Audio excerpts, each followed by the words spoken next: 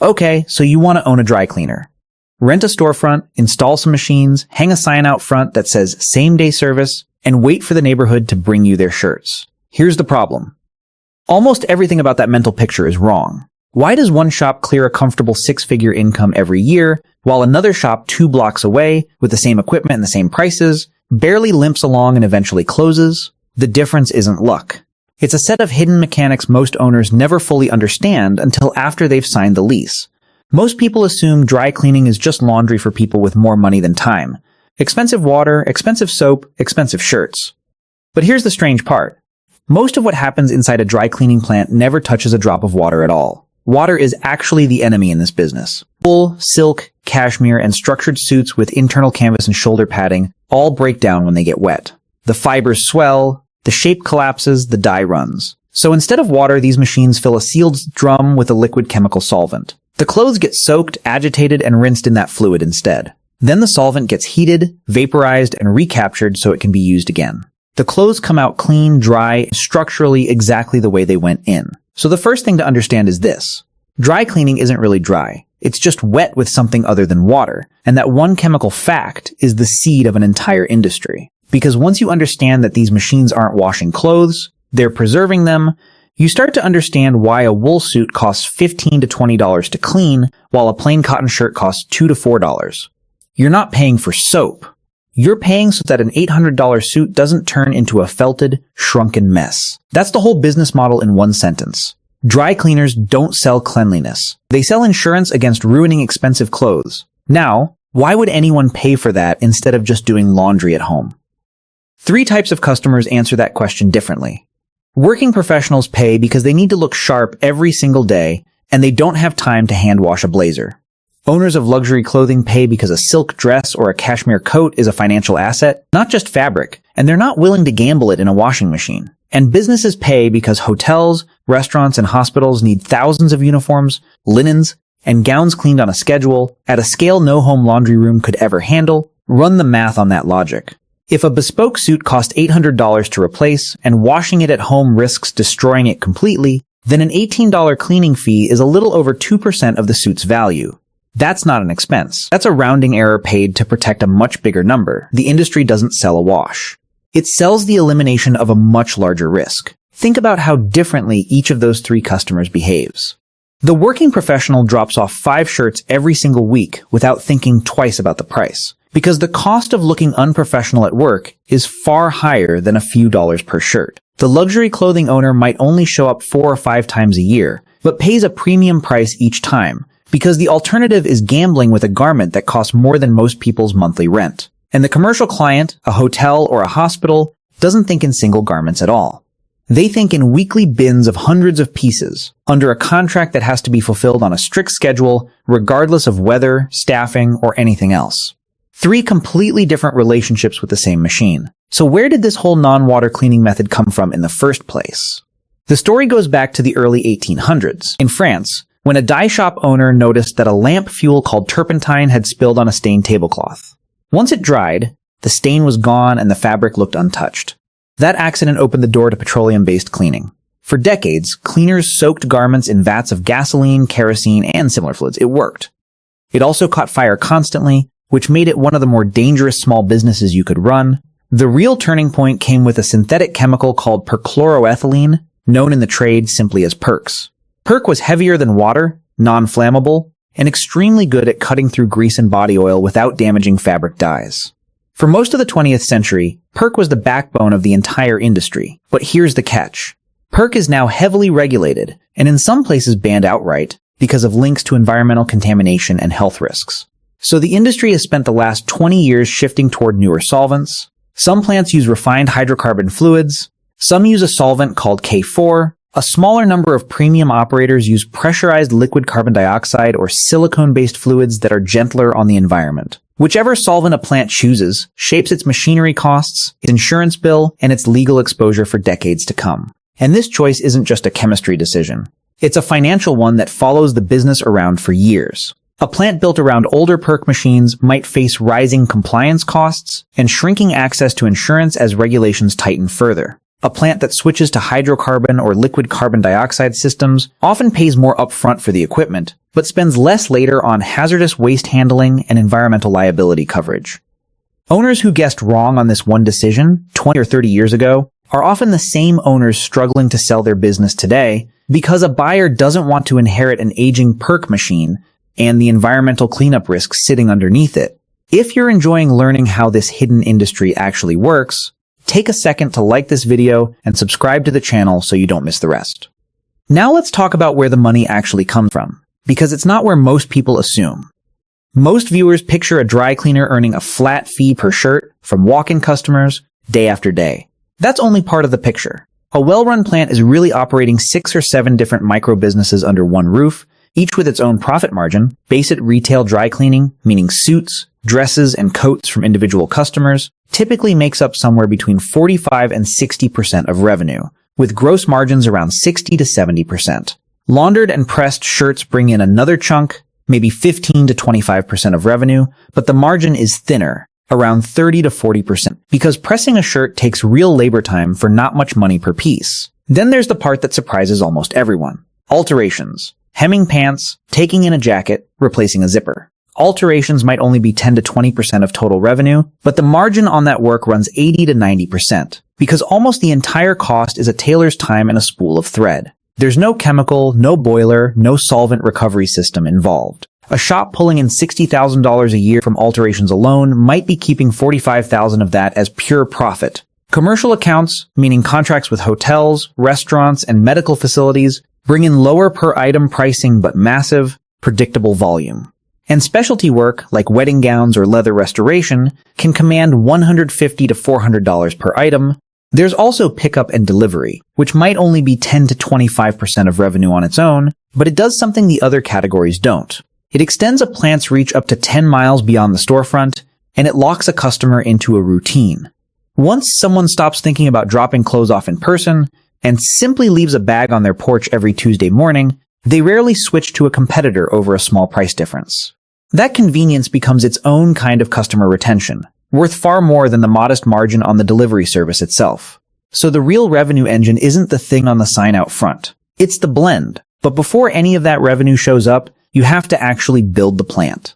And this is where the fantasy of just rent a storefront falls apart completely. A laundromat is mostly plumbing and coin machines. A dry cleaning plant is an industrial chemical facility disguised as a neighborhood shop. You need a closed-loop dry cleaning machine, which alone runs $40,000 to $70,000. You need a high-pressure boiler to generate steam for pressing, another $5,000 to $15,000. You need finishing presses, form finishers, and steam irons, another $10,000 to $25,000. Add air compressors, conveyor storage rails, a proper point-of-sale system built for garment tracking, and then the leasehold improvements. Gas lines, high-voltage electrical drops, sealed concrete floors with containment basins in case a solvent tank ever leaks. Environmental permits, add it all up, in a serious, full-service plant can require an initial investment anywhere from $150,000 to over $500,000 before a single garment has been cleaned.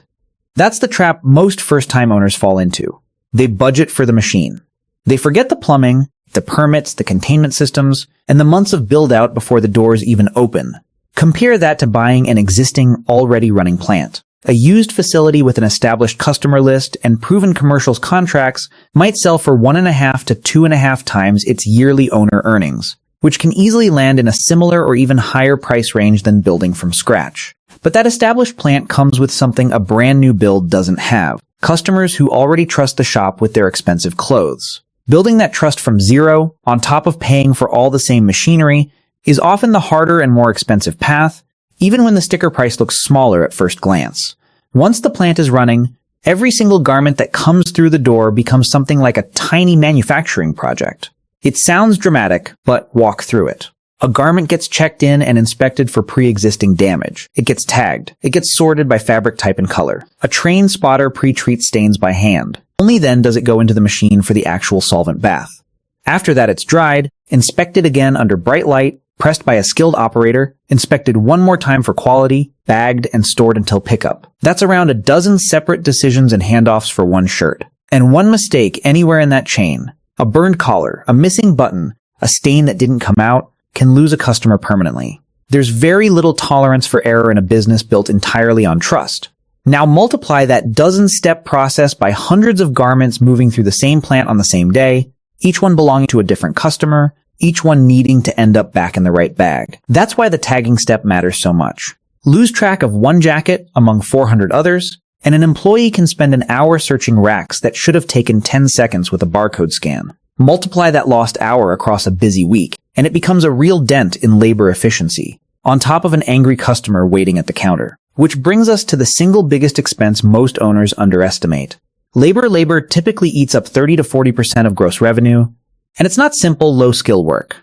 A master spotter has to know fiber chemistry well enough to remove a stain without bleaching or damaging the fabric underneath it. A presser has to shape a jacket around a steam form without scorching it or leaving a shine mark.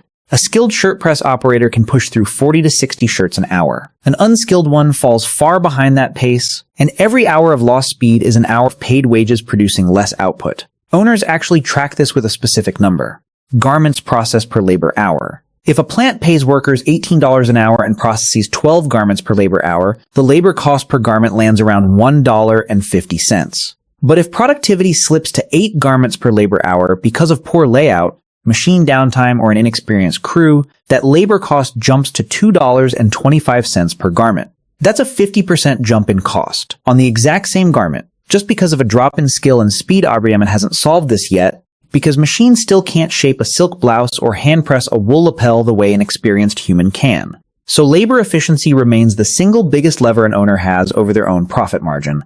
This is also why experienced staff are so hard to replace. A master spotter isn't trained in a weekend. It can take years to build the judgment needed to recognize a wine stain versus a tannin stain versus a protein stain, and to know instantly which chemical treats each one without damaging the fabric underneath it. When a spotter like that leaves for a competitor, an owner doesn't just lose an employee. They lose years of accumulated judgment that shows up directly in fewer ruined garments and fewer reimbursement claims. Now for the part of this business that quietly terrifies insurance companies. Chemicals, a dry cleaner isn't just buying supplies. It's managing a hazardous materials operation. Solvent, once it's used, becomes contaminated with body oil and dye residue and has to be continuously distilled and reclaimed. What's left behind after that distillation, called still bottoms, is classified as hazardous waste and has to be collected by a licensed disposal company on a strict schedule. This is where the numbers stop looking like a small business and start looking like a regulatory operation.